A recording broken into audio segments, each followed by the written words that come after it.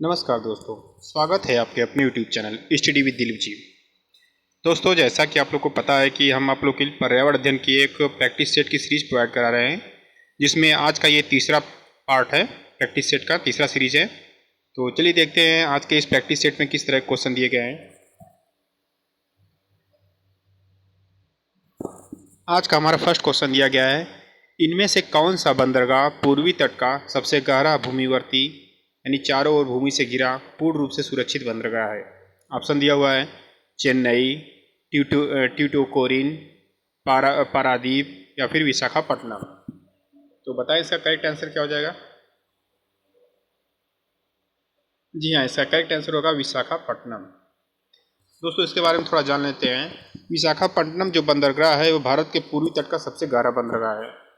ठीक है, और जो एक ही कैसे भूमिवर्ती बंदरगाह है और यह आंध्र प्रदेश राज्य में स्थित है और माल के निर्यात की दृष्टि से यह भारत का दूसरा सबसे बड़ा बंदरगाह है। फिर चलते हैं नेक्स्ट क्वेश्चन की तरफ। हमारा नेक्स्ट क्वेश्चन दिया हुआ है, इनमें से कौन सा गैस ग्रीन हाउस गैस प्रभाव के लिए सबसे ज़्यादा उत्तरदायी है।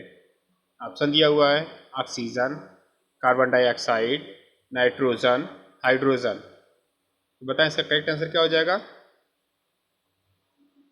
जी हाँ, इसका करेक्ट आंसर हो जाएगा कार्बन डाइऑक्साइड। दोस्तों, ग्रीन हाउस गैस जो होता है कार्बन डाइऑक्साइड हरितगृह प्रभाव के लिए सबसे ज़्यादा उत्तरदायी है, क्योंकि कार्बन डाइऑक्साइड गैस के जो कण होते हैं बहुत ज़्यादा समय तक वायुमंडल में बने रहते हैं। इस गैस का उत्सर्जन वाहनों से, घरेलू ईंधन से तथा औद्योगिक संस्थानों से होता है। फिर चलते हैं नेक्स्ट क्वेश्चन की तरफ। हमारा आज का नेक्स्ट, इनमें से कौन सा जल प्रदूषण का स्रोत नहीं है। ऑप्शन दिया हुआ है औद्योगिक अपशिष्ट, कचरा, रेडियोधर्मी कचरा, कृषि जनित कचरा या फिर खनन अपशिष्ट। तो बताएं इसका करेक्ट आंसर क्या हो जाएगा। जी हाँ, इसका करेक्ट आंसर हो जाएगा खनन अपशिष्ट। तो इसके बारे में थोड़ा जान लेते हैं। दोस्तों, जो जल प्रदूषण के जो स्रोत हैं वो शहरों व कस्बों के मकान से निकला मलमूत्र, कूड़ा करकट आदि जो है नदियों, नालों, तालाबों तथा झीलों में गिरा देते हैं। फसलों पर छिड़के गए कीटनाशक पदार्थ जैसे डीडीटी आदि। और खनन अपशिष्ट जल प्रदूषण का स्रोत नहीं, बल्कि यह जो है अन्य जल प्रदूषण के लिए मुख्य रूप से उत्तरदायी है। फिर चलते हैं नेक्स्ट क्वेश्चन की तरफ।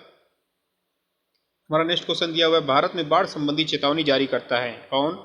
केंद्रीय जल आयोग, सिंचाई एवं बाढ़ नियंत्रण विभाग, जल संसाधन विभाग या फिर उपरोक्त सभी। तो इसका करेक्ट आंसर क्या हो जाएगा। जी हाँ, 124 का करेक्ट आंसर हो जाएगा सिंचाई एवं बाढ़ नियंत्रण विभाग। ये जो है आपके ये चेतावनी जारी करता है बाढ़ संबंधी जो है। फिर चलते हैं नेक्स्ट क्वेश्चन की तरफ। हमारा नेक्स्ट क्वेश्चन दिया हुआ है, ग्राम पंचायतों का कार्य है जल संसाधनों का रख रखाव, स्कूलों का निर्माण, बीपीएल लाभार्थियों की सूची तैयार करना, इनमें से सभी। तो बताएं इसका करेक्ट आंसर क्या हो जाएगा। जी हाँ, ये इसका करेक्ट आंसर हो जाएगा 125 का डी, इनमें से सभी। दोस्तों, जो ग्राम पंचायत जो है शासन की सबसे छोटी इकाई है। यह ग्राम स्तर पर कार्य करता है और इसके कुछ कार्य निम्न हैं, जैसे ये जल संसाधनों का रख रखाव करना और लाभार्थियों की पहचान करना, सामाजिक योजनाओं को ग्राम स्तर पर लागू करना और ग्राम स्तर पर प्राथमिक स्कूलों का निर्माण करना आदि, ये जो इसके कार्य होते हैं ग्राम पंचायत की। फिर चलते हैं नेक्स्ट क्वेश्चन की तरफ। हमारा नेक्स्ट क्वेश्चन दिया हुआ है, पर्यावरण अपघटन के कारण उत्पन्न होने वाले परिणामी खतरों में शामिल है क्या। भूस्खलन, बाढ़ एवं सूखा, वनों में अग्नि दुर्घटनाएं, उपरोक्त सभी। तो बताएं इसका करेक्ट आंसर क्या हो जाएगा। जी हाँ, बाढ़ एवं सूखा इसका करेक्ट आंसर हो जाएगा। दोस्तों, जो पर्यावरण अपघटन के कारण जलवायु में परिवर्तन होता है, जिसके परिणामस्वरूप कई प्रकार की प्राकृतिक आपदाएं होती हैं, जैसे सूखा, बाढ़, अत्यधिक वर्षा आदि। फिर चलते हैं नेक्स्ट क्वेश्चन की तरफ। हमारा नेक्स्ट क्वेश्चन दिया हुआ है, निम्न में से कौन सा राज्य इंदिरा गांधी नहर परियोजना से लाभान्वित हुआ है। ऑप्शन दिया हुआ है केरल हुआ है, उत्तर प्रदेश हुआ है, राजस्थान हुआ है या फिर मध्य प्रदेश। बताएं इसका करेक्ट आंसर क्या होगा। जी हाँ, इसका करेक्ट आंसर होगा राजस्थान। दोस्तों, जो इंदिरा गांधी नहर है वो राजस्थान नहर के नाम से भी जानी जाती है, जो राजस्थान के उत्तर पश्चिम भाग में स्थित है। इस नहर से मरुस्थलीय क्षेत्रों में सिंचाई के लिए जल, पेयजल आदि की आपूर्ति संभव हो पाई है। फिर चलते हैं नेक्स्ट क्वेश्चन की तरफ। हमारा नेक्स्ट क्वेश्चन दिया हुआ है, दूसरा अथवा जल जनित रोगों का एक उदाहरण निम्न में से कौन सा है? डिप्थीरिया है, टांसिला स्टिस है, अतिसार है, या फिर खसरा है? तो बताएं इसका करेक्ट आंसर क्या हो जाएगा। जी हाँ, इसका करेक्ट आंसर हो जाएगा अतिसार। अतिसार जो है एक जल जनित रोग है जो दूषित जल के पीने से होता है और इसे डायरिया के नाम से भी हम लोग जानते हैं। फिर चलते हैं नेक्स्ट क्वेश्चन की तरफ। हमारा नेक्स्ट क्वेश्चन दिया हुआ है, पर्यावरण शिक्षा का उद्देश्य है क्या? संरक्षण करना, पर्यावरण के संसाधनों का अधिकतम उपयोग, पर्यावरण के संसाधनों का न्यूनतम उपयोग, इनमें से कोई नहीं। तो बताएं इसका करेक्ट आंसर क्या होगा।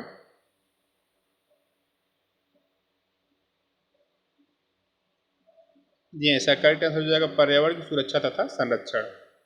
दोस्तों, जो पर्यावरण जागरूकता को ये जो पर्यावरण शिक्षा का जो मुख्य उद्देश्य होता है वो छात्रों को पर्यावरण के प्रति जागरूक करना है, ताकि वे पर्यावरण की सुरक्षा एवं उसके संरक्षण के प्रति जागरूक हो सकें तथा स्वयं को भावनात्मक रूप से पर्यावरण से जोड़ सकें। तो इसका करेक्ट आंसर हो जाएगा पर्यावरण की सुरक्षा तथा संरक्षण। फिर चलते हैं नेक्स्ट क्वेश्चन की तरफ। हमारा नेक्स्ट क्वेश्चन दिया है, पर्यावरण जागरूकता को बढ़ावा देने के इससे निम्न में से कौन सी प्रतियोगिता का आयोजन किया जाता है? तो इसमें ऑप्शन दिया हुआ है, ग्रीन ओलंपियाड, वन महोत्सव, पर्यावरण संबंधी प्रदर्शनी, या फिर पर्यावरण दिवस समारोह। तो बताएं इसका करेक्ट आंसर क्या होगा। जी हाँ, इसका करेक्ट आंसर हो जाएगा 130 का ए, ग्रीन ओलंपियाड। इसके बारे में जान लेते हैं ग्रीन ओलंपियाड है क्या। तो दोस्तों, जो पर्यावरण जागरूकता को बढ़ावा देने के उद्देश्य से ग्रीन ओलंपियाड प्रतियोगिता का आयोजन किया जाता है, और इसका आयोजन जो करता है, कौन करता है? ये TER और I, ये जो है इसके द्वारा किया जाता है। इसका फुल फॉर्म होता है T for the, E for energy and R for resource और I फॉर इंस्टीट्यूट होता है। ठीक है, इसके द्वारा TERI के द्वारा जो है कि ग्रीन ओलंपियाड का आयोजन किया जाता है, और ये जो है पर्यावरण जागरूकता को बढ़ावा देने के उद्देश्य से किया जाता है इस प्रतियोगिता का आयोजन। फिर चलते हैं नेक्स्ट क्वेश्चन की तरफ।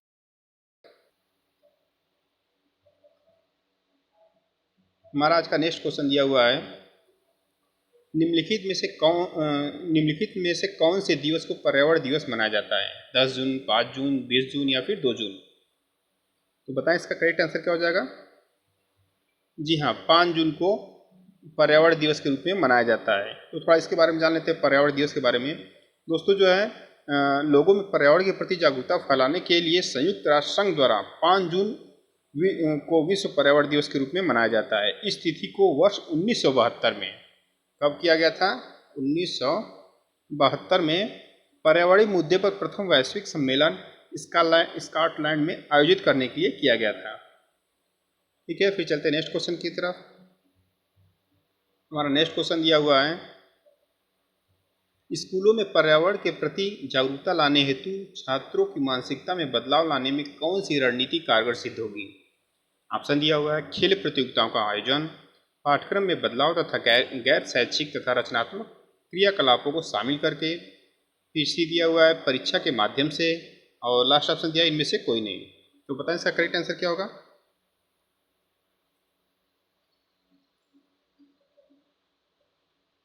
जी हाँ, इसका करेक्ट आंसर हो जाएगा बी, करेक्ट आंसर है। दोस्तों, जो है छात्रों में पर्यावरण के प्रति जागरूकता को लाने तथा उनकी मानसिकता में बदलाव लाने के लिए सबसे उपयुक्त रणनीति जो होती है, छात्रों के पाठ्यक्रम में बदलाव करना। बदलाव जो लाकर उसके उन्हें गैर शैक्षिक गतिविधियों में जोड़ें, जैसे कि पर्यावरण वगैरह जो है ये सब गैर शैक्षिक गतिविधियों में शामिल किए जाते हैं ये लोग को। फिर चलते हैं नेक्स्ट क्वेश्चन की तरफ। हमारा नेक्स्ट क्वेश्चन दिया हुआ है, भारतीय संविधान उपलब्ध किए गए मूल अधिकारों का मुख्य उद्देश्य क्या है?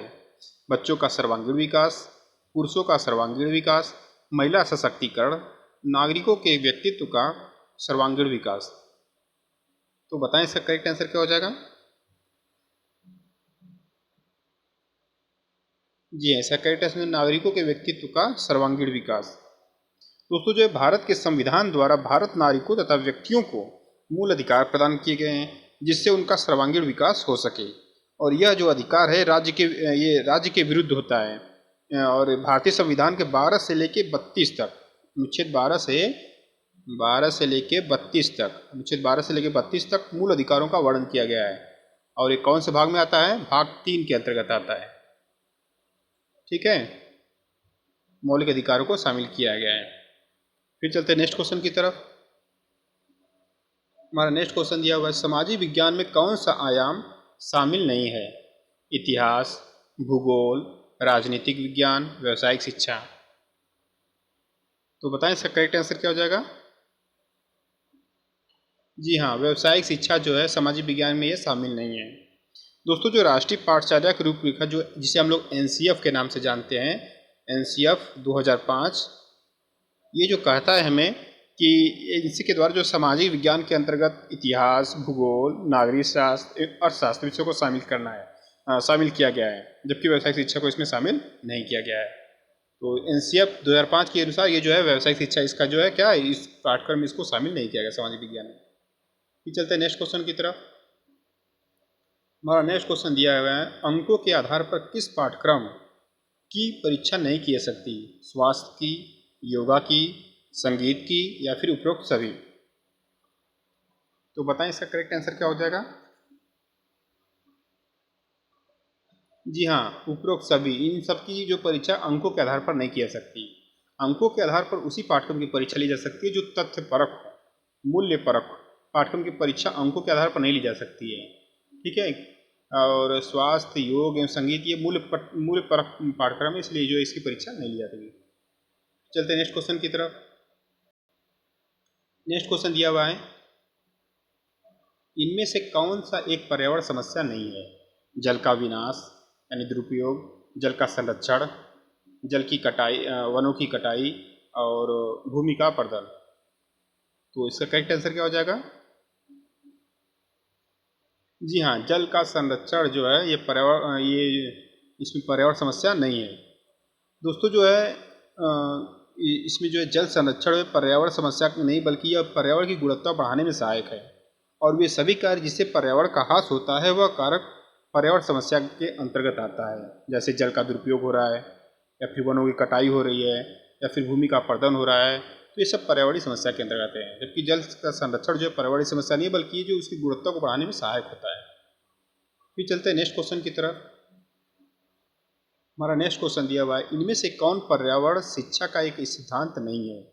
ऑप्शन दिया हुआ है, पर्यावरण शिक्षा में सभी की सहभागिता, पर्यावरण शिक्षा जीवन पर्यंत शिक्षा प्रणाली नहीं है, पर्यावरण शिक्षा एक समेकित तथा सामुदायिक प्रयास होना चाहिए, पर्यावरण शिक्षा का सामाजिक तथा आर्थिक उद्देश्यों के साथ समुचित तालमेल तथा समान प्राथमिकता के आधार पर प्रचार प्रसार होना चाहिए।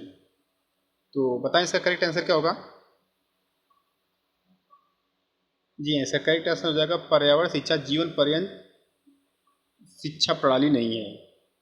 दोस्तों, जो है पर्यावरण शिक्षा है ये जीवन पर्यंत शिक्षा प्रणाली नहीं है, और इस शिक्षा प्रणाली के अंतर्गत सभी लोगों को शामिल करना चाहिए तथा संतुलित रूप से शिक्षा दी जानी चाहिए, जिससे लोगों में पर्यावरण के प्रति जागरूकता हो। फिर चलते नेक्स्ट क्वेश्चन की तरफ। हमारा नेक्स्ट क्वेश्चन दिया है, नीली क्रांति संबंधित है किससे है? दुग्ध उत्पादन से है, पुष्प उत्पादन से है, मत्स्य उत्पादन से है, या फिर फल उत्पादन से है। तो बताएं नीली क्रांति का संबंध किससे है? जी हाँ, नीली क्रांति का संबंध है मत्स्य उत्पादन से है। और जबकि आपके दुग्ध उत्पादन का संबंध किससे है? ये जो है श्वेत क्रांति से इसका उत्पादन। और जबकि आपके इसमें इंद्रधनुष क्रांति जो होती है वो सभी क्रांतियों का सम्मिलित रूप होती है। और हरित क्रांति जो होती है वो खाद्यान्न उत्पादन से संबंधित होती है। ठीक है, फिर चलते हैं नेक्स्ट क्वेश्चन की तरफ। हमारा नेक्स्ट क्वेश्चन, इनमें से कौन मानव पर्यावरण का एक घटक नहीं है? भूमि, धर्म, समुदाय, या फिर परिवार। तो कौन सा घटक नहीं होगा इसमें? जी हाँ, धर्म जो है ये पर्यावरण का घटक नहीं है। ठीक है, फिर चलते हैं नेक्स्ट क्वेश्चन की तरफ। हमारा नेक्स्ट क्वेश्चन दिया हुआ है, पिघले हुए मैग्मा से निर्मित चट्टान है, आग्नेय है, अवसादी है, रूपांतरित है, इनमें से कोई नहीं। तो बताएं इसका करेक्ट आंसर क्या हो जाएगा? जी हाँ, ये आग्नेय चट्टान है, यो पिघले हुए मैग्मा से निर्मित चट्टान है। अब थोड़ा इसके बारे में जान लेते हैं, आग्नेय चट्टान के बारे में। दोस्तों, जो पृथ्वी के अंदर उत्पन्न हलचल के फलस्वरूप पृथ्वी के अंदर उपस्थित लावा के बाहर आने को ज्वालामुखी की संज्ञा दी जाती है, और ज्वालामुखी से निकलने वाले लावा को मैग्मा भी कहा जाता है। जब मैग्मा बाहर आते हैं तो ठंडा होने के पश्चात आग्नेय शैल का निर्माण करते हैं, और इन्हीं आग्नेय शैलों से ताप, दाब तथा अपरदन की क्रिया द्वारा रूपांतरित जो है कि रूपांतरित शैल बनती है एवं अवसादी शैलों का निर्माण होता है। इसी आग्नेय शैल के फलस्वरूप होता है।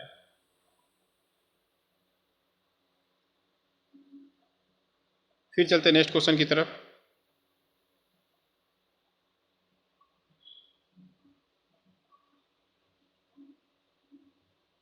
हमारा नेक्स्ट क्वेश्चन दिया हुआ है, इनमें से कौन सी गैस हमारे सूरज की घातक कीड़ों से रक्षा करती है?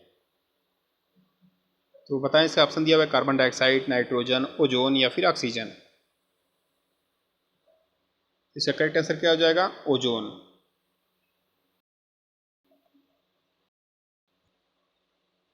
ओजोन जो है ये ऑक्सीजन के 3 अणुओं से मिलकर बना हुआ है, जो हमारे जो है कि सूर्य से आने वाले पराबैंगनी किरणों से हमारी क्या करती है? पृथ्वी की रक्षा करती है। ठीक है, फिर चलते हैं नेक्स्ट क्वेश्चन की तरफ।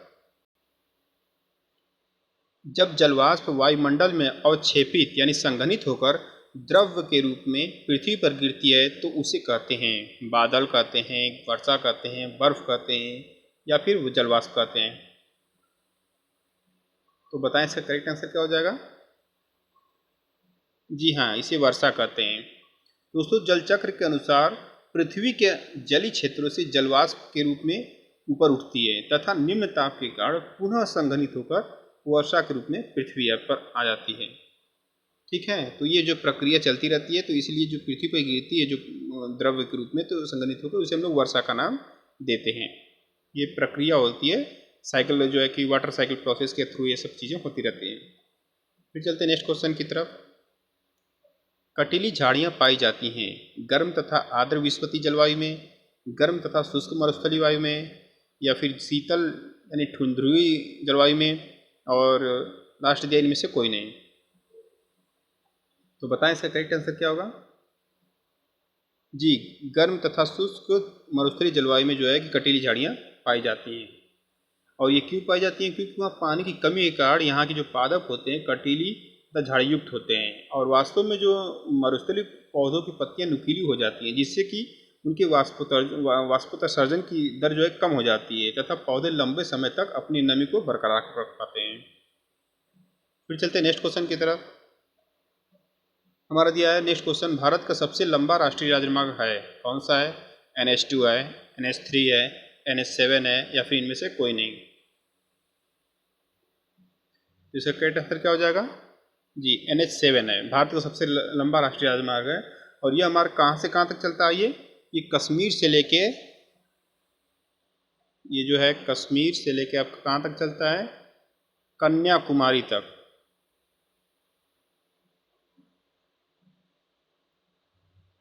कन्याकुमारी तक। और ये इसकी लंबाई कितनी है? इसकी लंबाई जो है आपका 3,745 जो है किलोमीटर इसकी लंबाई है। ठीक है, फिर चलते हैं नेक्स्ट क्वेश्चन की तरफ। हमारा नेक्स्ट क्वेश्चन दिया है, ओलंपिक खेलों को प्रारंभ कब किया जाता है? 775 ईसा पूर्व में, या फिर 776 ईसा पूर्व में, और 777 ईसा पूर्व में, या फिर इनमें से कोई नहीं। तो बताइए ओलंपिक खेलों का प्रारंभ कब किया गया? जी हाँ, इसका प्रारंभ किया गया था ये 776 ईसा पूर्व में किया गया था। ठीक है, और यह खेल जो है ग्रीक के देवता जीवियस के सम्मान में, कौन से देवता थे उनके लोग के? ये जीवियस के सम्मान में खेला जाता है। फिर चलते हैं नेक्स्ट क्वेश्चन की तरफ। भागीरथी नदी का उद्गम स्थल है पिंडारी ग्लेशियर, सतोपंथ ग्लेशियर, चौराबाड़ी झील या फिर गंगोत्री ग्लेशियर। तो बताएं इसका करेक्ट आंसर क्या हो जाएगा? जी हाँ, इसका करेक्ट आंसर है गंगोत्री ग्लेशियर से भागीरथी नदी का उद्गम स्थल है। और दोस्तों जो है ये जो नदी है ये उत्तराखंड के उत्तरकाशी में स्थित है, और यह नदी देवप्रयाग में अलकनंदा से मिलकर गंगा नदी का निर्माण करती है, और इसकी प्रमुख सहायक नदियां हैं जैसे रुद्रगंगा है, केदार गंगा है, सिया गंगा है, भिलांगना है, अलकनंदा है। ठीक है, और जो है भारत में टिहरी बांध जो है इसी नदी पर बनाया गया है। ये भी बहुत इंपॉर्टेंट क्वेश्चन है, पूछ देते हैं टिहरी बांध कौन सी नदी पर बनाया गया है, तो जो है इसी नदी पर बनाया गया है। ये आपके जो उत्तराखंड गंगा नदी जो बहती है। फिर चलते हैं नेक्स्ट क्वेश्चन की तरफ। निम्नलिखित में से कौन सा महासागर ऑस्ट्रेलिया के पश्चिम और अफ्रीका के पूर्व में स्थित है? प्रशांत महासागर, हिंद महासागर, अटलांटिक महासागर या फिर दक्षिणी महासागर? तो बताएं इसका करेक्ट आंसर क्या हो जाएगा।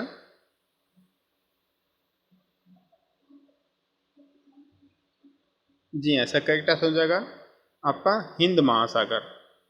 दोस्तों, ऑस्ट्रेलिया महाद्वीप के पश्चिम में तथा अफ्रीका महाद्वीप के पूर्व में हिंद महासागर स्थित है और हिंद महासागर भारत के दक्षिण में स्थित है।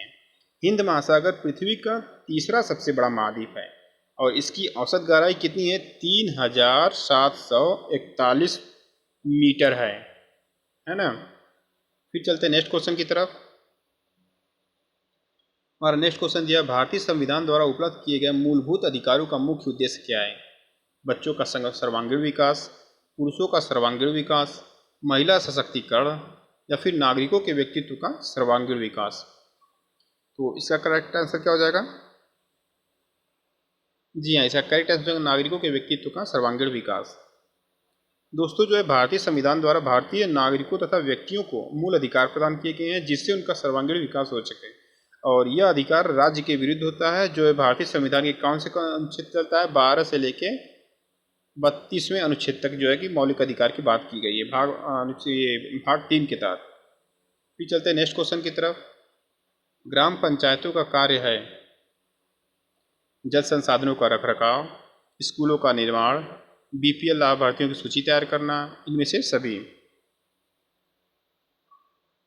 तो इसका करेक्ट आंसर क्या हो जाएगा? इनमें से सभी। फिर चलते हैं नेक्स्ट क्वेश्चन की तरफ। उत्तर प्रदेश की विधानसभा में कुल सदस्यों की संख्या कितनी है? 404 है, 405 है, 406 है या फिर 407 है? तो इसका करेक्ट आंसर क्या हो जाएगा? जी हाँ, 404 है।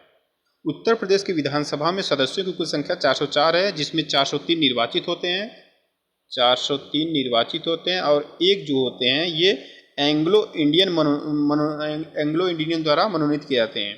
और ये जो सदस्य होते हैं ये राज्य विधानसभा क्षेत्रों के वयस्क यानी 18 वर्ष के ऊपर के होते हैं, मतों द्वारा प्रत्यक्ष रूप से चुने जाते हैं, है ना। फिर चलते हैं, अब ये तो आज का हमारे एक सीरीज कंप्लीट हो गई। अब आज के लिए दोस्तों इतना ही, अब फिर मिलते हैं हम लोग नेक्स्ट वीडियो में। आज के लिए इतना ही, थैंक्स फॉर वॉचिंग।